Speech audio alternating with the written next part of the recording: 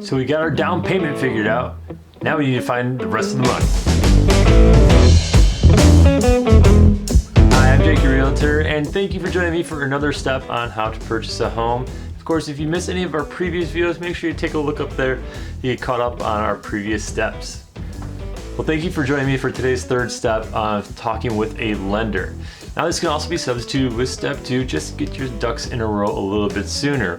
But the reason you want to talk to a lender, of course, is we have a down payment, but we need to figure out how much we can really afford. While not a lender, lending is a little bit more complicated as it takes into lots of considerations: your job history, what your down payment is, your credit score, not to mention how much you owe other creditors monthly compared to your income. So these are all calculations that a lender is best suited to answer to figure out what your monthly payment will be. And also, when you're shopping for a house, obviously price is important, but you also want to focus on payment itself. You see, a $300,000 house in one neighborhood might not be the same in another or a different city, as taxes can vary quite a bit. Not to mention when you start comparing single family homes to townhomes, as most townhomes or condos also have an association, and all these parts have to be considered into your monthly payment. So you can see prices can vary quickly. So we want to make sure we know exactly what our payment is, and then we can focus on the best house for you as well and do these calculations rather quickly if we know our payment. Along the same lines, it's good to sit down and discuss different programs. You want to know if your best options are conventional, FHA, USDA, if you have a rehabilitation loan, if you're looking to do some work to the home, or if you're a veteran looking to take advantage of a VA loan. So really sit down and talk with them so you can figure this out. All these programs are going to have different benefits, so it's always a good idea to sit down and discuss, especially if you're looking for maybe a down payment assistance or a grant program, as well as there's sometimes additional steps along the way, so it's always good to go over those in detail before just assuming you know the numbers. So as you're comparing these different programs, it's also a good idea to look at the rate, and what you want to ask for is a good faith estimate. Now, the reason a good faith estimate is a right way to look at things and compare different loans is because each lender is going to promise you different things.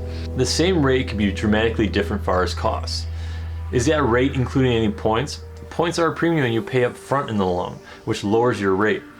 Or is there additional costs built into the front end of the loan?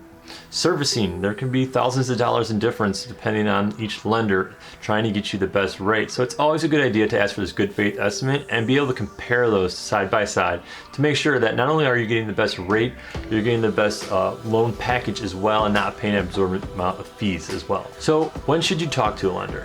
I think you should talk to them as soon as you start thinking about purchasing a home, even if you don't plan on purchasing for a few months, as this way they can take a look through your credit report and see if there's any discrepancies that could be hurting your credit score or your borrowing ability.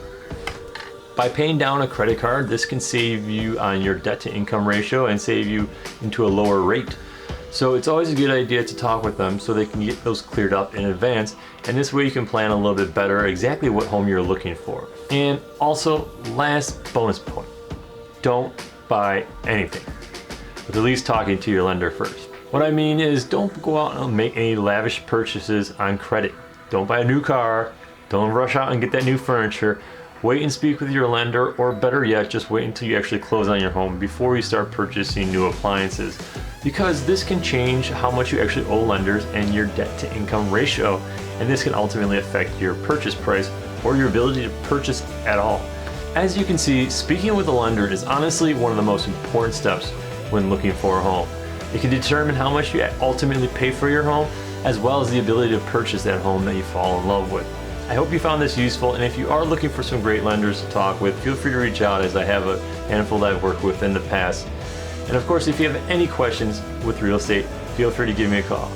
Stay tuned, because next we're going out and taking a look at some houses. I'm Jake Tysiak with Keller Williams. Thanks for watching. Bye.